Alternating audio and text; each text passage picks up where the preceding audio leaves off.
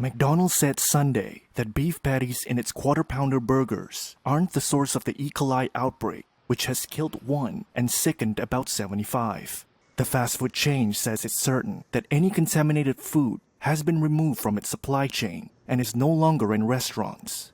The Colorado Department of Agriculture said all samples of McDonald's beef patties tested negative for Coli. They added that beef testing is done and they don't expect more samples. U.S. fast food chains have removed fresh onions from their menu after they were identified as the likely source of the outbreak.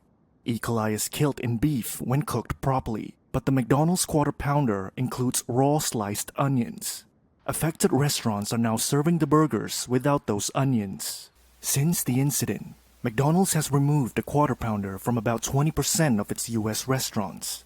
Previous Coli outbreaks have hurt sales at big fast food chains as customers stay away from affected outlets. McDonald's said it would soon start serving Quarter Pounders again, and they should be in all restaurants over the coming week. U.S. rivals of McDonald's also pulled onions from their menus Thursday after the vegetable was named the likely source of an Coli outbreak at some McDonald's restaurants. They include Burger King as well as Yum Brands, which operates Taco Bell, Pizza Hut, and KFC.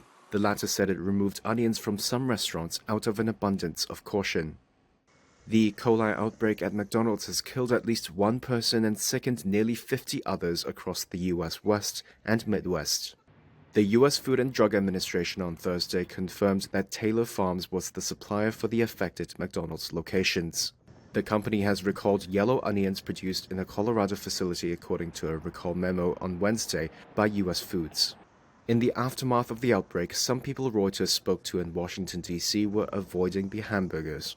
I probably would not buy a quarter pounder at this point, but again, look, I think that the corporation is out in front of it, along with U.S. authorities and agencies. So I think it will be resolved soon. Past Coli outbreaks like those in 2015 at Chipotle Mexican Grill and in 1993 at Jack in the Box caused sales to drop at big fast food restaurants across the U.S. And Keith Warner, a professor of food science at the University of Guelph, warns there could be more cases.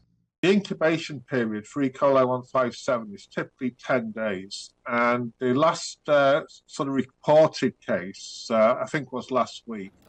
So the problem is that you've got other cases that might be occurring but yet have to be linked to the outbreak. And very typically what happens is that the numbers expand.